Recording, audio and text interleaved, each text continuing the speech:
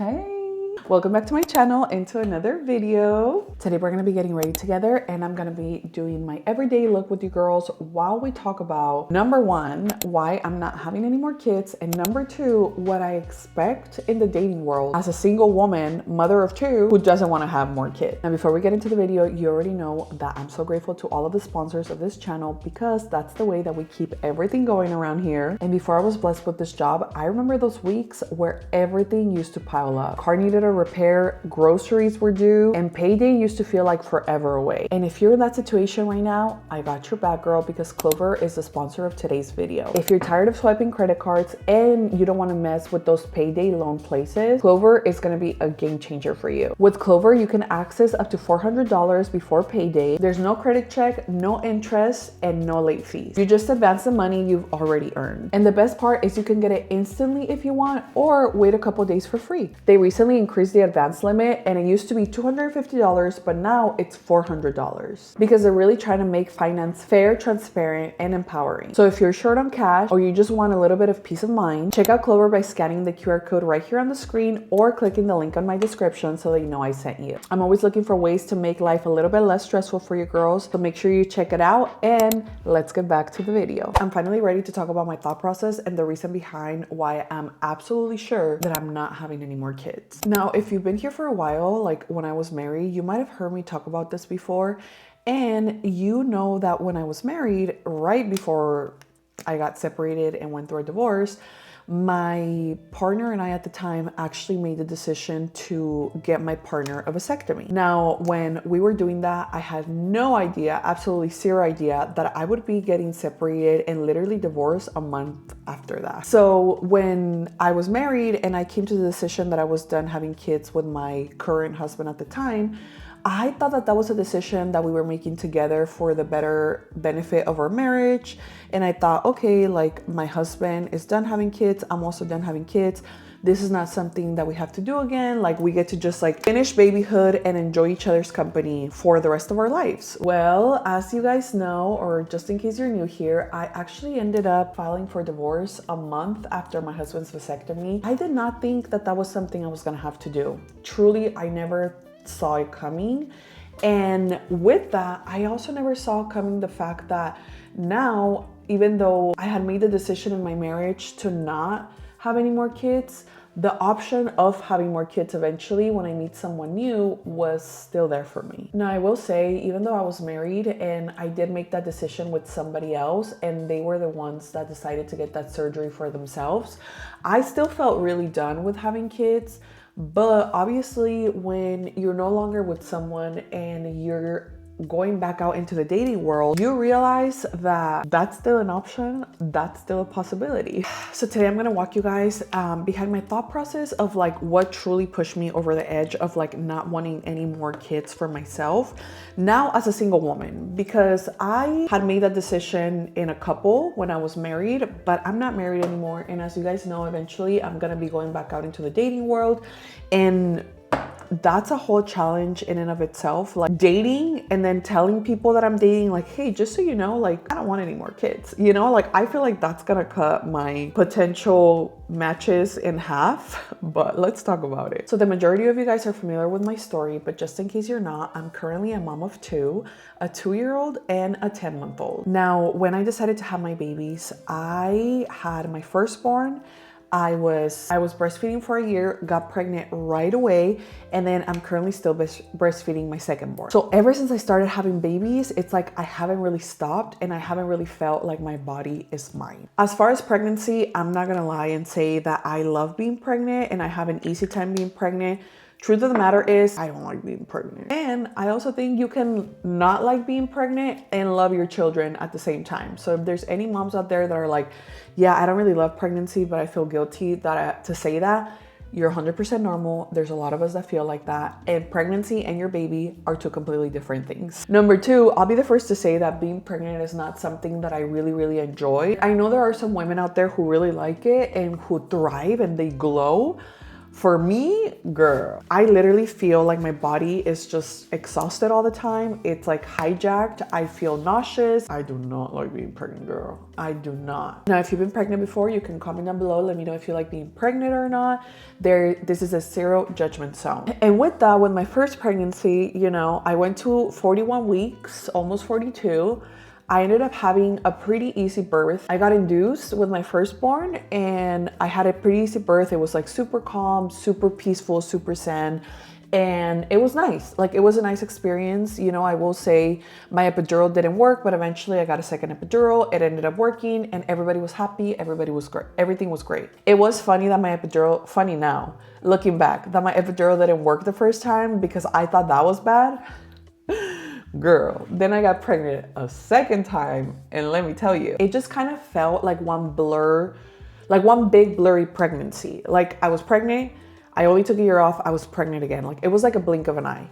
And I know there's a lot of moms that have two under two who can relate to this, because when you have babies that close in age, it just kind of all blurs into one, and it just feels like a fever dream. Like, it feels like you were never not pregnant, and it feels like you never go back to like ground zero, like, or the finish line. Like, it's like you go to pregnancy and then you go to pregnancy again. So with my second pregnancy, I actually went to 40 weeks and 1 day before I decided to go to the doctor and go get induced. The day of my induction came, and when the induction came, I went into the hospital, and by the time I had gotten to the hospital, I was actually already having contractions, which was great because that meant that things were going to move along faster. I was in labor with my second baby overnight, and because I was already in the hospital, they decided to give me the medication that they give you when you're getting induced, which is called Cytotec, which softens your cervix. Now, I had 2 doses, the contractions were moving along, things were happening. And if you guys watch my birth vlog video, you know that as I was giving birth in the middle of the night around 2 a.m.,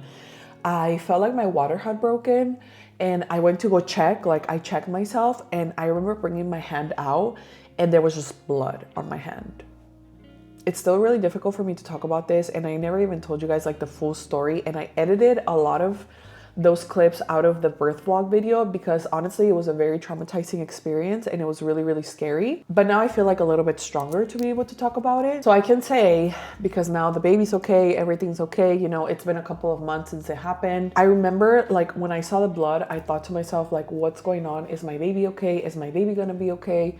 Like, what's happening? I was just kind of lost, right? I called the doctor, they checked me, and they say, you know, the baby looks good. We just want to monitor you and we want to make sure that you're okay overnight. We're going to stop giving you the medication. This was around 2 a.m, so it's safe to say I couldn't sleep for the rest of the night. Like, literally, I was up the whole time. Now, thankfully, contractions kept moving along, but so did the bleeding. Even though my contractions were moving along and everything was looking okay, I would not stop bleeding. Blood just kept coming out, which was really, really scary because anybody who's a mom will tell you that when you're in the hospital and you're giving birth, like, it's the scariest experience, especially when you're bleeding in a way that you're not supposed to be bleeding. So eventually contractions kept moving along. I got my epidural, and what do you know, my epidural also stopped working the second time around. Gracias a Dios, and because God is so good to me, I was able to breathe through my contractions and I was able to kind of power through them. So giving birth unmedicated the second time around was actually a beautiful experience for me. However, as you guys remember, I had been bleeding, right? The time came when I told my nurse, you know, like, I don't think my epidural is working. Like, I want a second epidural.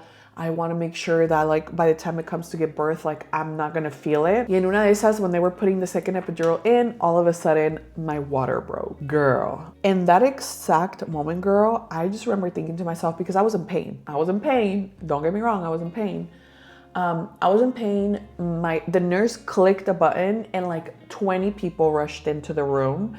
They laid me down and they just told me not to push. Now, if you've ever been in labor, you already know that when they tell you not to push, like, it doesn't matter what they say, your body just pushes for you. Like, it's not something you can control. They laid me down, my water broke, there was 100 people in the room. All of a sudden, my body's just like pushing. And then the verse that came to my mind was Philippians 4:13, which says, I can do all things through Christ who strengthens me. Which for me, it came in Spanish in my mind, and it says, todo lo puedo en Cristo que me fortalece. And I just remember this baby flew out, girl.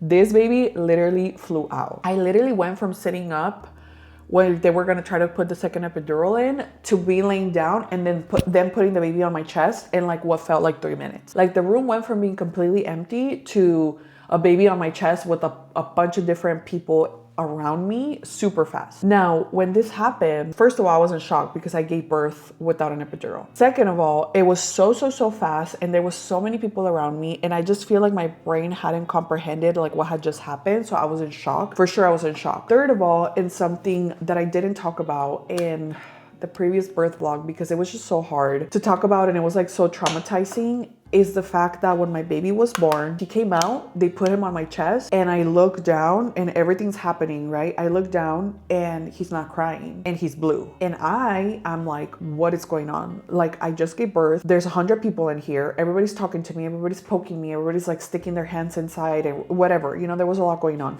And I look down and I see my baby just like blue. He was blue, you guys, and he's not crying. And you know that if your baby's not crying, like something's going on. I had been bleeding the night before. Baby comes out, he's blue, he's not crying. I'm freaking out, right? So I just remember asking the nurse, I'm like, is he okay?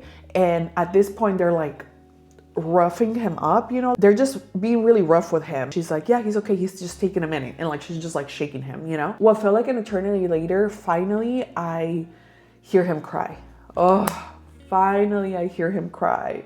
And if you're a mom who has ever experienced anything like that, you know that hearing that first cry is literally the most beautiful experience we can go through as moms. Like, hearing your baby cry for the first time is such a gift. As soon as I heard him cry, like the life came back into his body. He went from being blue to being pink. And I just was traumatized, you guys. Like, I was traumatized by the whole bleeding the night before, and then my baby coming out blue and him not crying right away. Like, I just remember thinking to myself, like, my first experience giving birth didn't go anything like this. And I didn't think, like, when you're gonna give birth, you never think anything's gonna happen to you. You think you're just gonna go in, pop a baby out, and you're gonna come back out. But in reality, there's so many things that can go wrong. And in Spanish, there's even a saying that says, like, cuando estás dando luz, tienes un pie en la tumba y un pie en la tierra. Basically, like, you're right there in the line between life and death.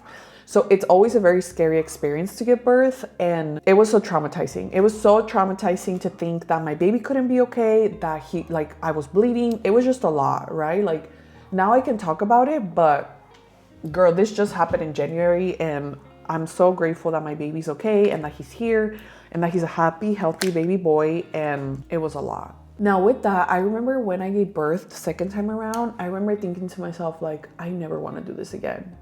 And I'm somebody that likes giving birth. Like, giving birth is fun, you know, like, it's a rush of adrenaline. It's something that, like, you get to, like, push yourself to the limit. You get to push yourself to the edge. However, I remember when I was bleeding and I didn't know what was going on, all I could think about was my firstborn. And I thought to myself, like, oh my gosh, if something happens to me, like, I have a kid already that I want to take care of and that I want to be there for.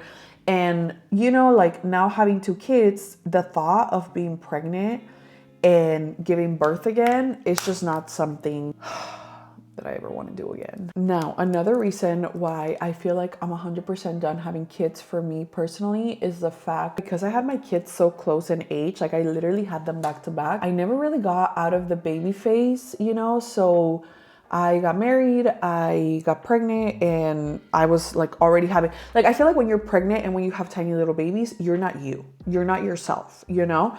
And so now that I'm finally coming out of like the newborn trenches, and you know, my firstborn is going to school, I'm having a little bit of time for myself, I'm able to do things, I'm able to like take care of me.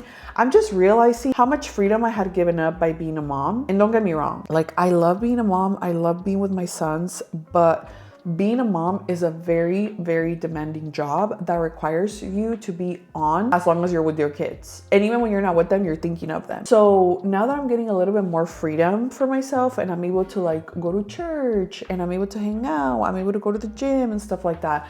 Like, the fact of starting over again with the newborn, the sleepless nights and stuff, like, it's just not something that I want to do. Now, I do want to preface and share and say that if you want to have a baby and you haven't gone through your baby era yet, and you're trying and you're looking forward to it, there's a lot of good things about it, okay? There's a beautiful, like, plethora of beautiful things about it. However, right now, I'm speaking from a different chapter in my life. You know what I mean? Like, in the book of life, there's a bunch of different chapters, and I am for sure closing my baby chapter, and I'm telling you the reasons why. So if you are barely about to open up your baby chapter, or you're in the thick of your baby chapter, enjoy it. Enjoy it, because there's a lot of beautiful aspects of it. I'm just not there anymore, you know? So I never want anyone to be like, oh my gosh, like, should I not have children? No, definitely have them if you want them. But for me, I'm just done with it, girl. The last and final point that definitely pushed me over the edge as to why I don't want children anymore is, as you guys can imagine, going through a divorce when you have children. Oh my goodness, girl. If I thought breaking up with someone was hard, breaking up when you have kids with them, I hate it. I hate it. I hate it. I hate it. Like, I would like to think that I didn't even get like a super high conflict breakup when it comes to the kids. Like, we see eye to eye on most things. We care for the babies. We want to make sure, like, we see eye to eye in a lot of things when it comes to the kids. However, having to see somebody that you used to be in a relationship with because you have kids in common, it's a lot. Like, girl, if you're able to break up with your man right now and you never have to see him again, that's a blessing. I don't know, you guys, it's just a lot. Going through a divorce when there's kids involved is so ugly. And like, putting kids through divorce, like, you know, if you're a divorced parent or a separated parent, like, you know what I'm talking about when I say, like, I feel horrible about the fact that my kids have to grow up in a household where they don't live with both of their parents. There are women out there who have had multiple divorces and multiple children with multiple men.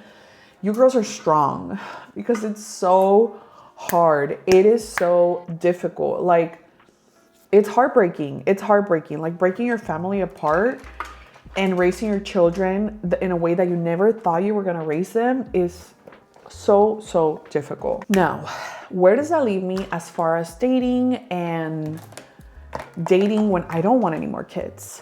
Well, I'll tell you one thing for sure. When it comes to dating, I'm gonna be leading with the fact that I don't want any more kids. Like, if there's any prospects out there and they're thinking to themselves, she is the full package, she loves her children, she takes care of her children, she's an amazing mom, she is gonna have my babies, I'm gonna say no. No, thank you. Like, yes, I take care of my kids. Yes, I'm a great mom, gracias a Dios, gloria a Dios, but I'm done raising babies. You know what I want for my next relationship? For my next relationship, I want to be in my boyfriend and girlfriend era. Like, obviously I'm going to get married again because I want to have a covenant with the Lord and my next husband, but I just want to enjoy us. Like, I want me and my future husband to just not have to worry about kids. Obviously, like, if I already have kids, and if he has kids, we're going to take care of our kids. But to not have to go through another pregnancy with my future husband, and not have to go through like the demanding job that is babyhood, like, I would love that. Like, let's just be boyfriend and girlfriend for the rest of our lives. Let's travel together. Let's take care of our current kids. Let's just enjoy each other without the huge responsibility that it is to have children together, you know? And that's basically where that leaves me. That's my PowerPoint on why I don't want to have kids anymore. Now, if you're watching this and you're thinking to yourself like, oh no, nothing of what she said makes sense to me, like, I for sure want to have more kids, that's valid. That's 100% valid. Like, you are allowed to have as many kids as you want with as many relationships as you want, because that is your life and you should do whatever you see fit for you, right? For me, I think I'm just tapped out. I think for me, I just rather play it safe. And if next time my relationship doesn't work and there's a divorce, I could just be like, see you later, que te vaya bien, see you never. And that's that, you know? That's it. I'm traumatized. So let me know what you girls think. Let me know if you want to have more babies, if you're a single mom, if you're not a single mom. Let me know. Let me know your thoughts in the comments. I'm here to read you as always.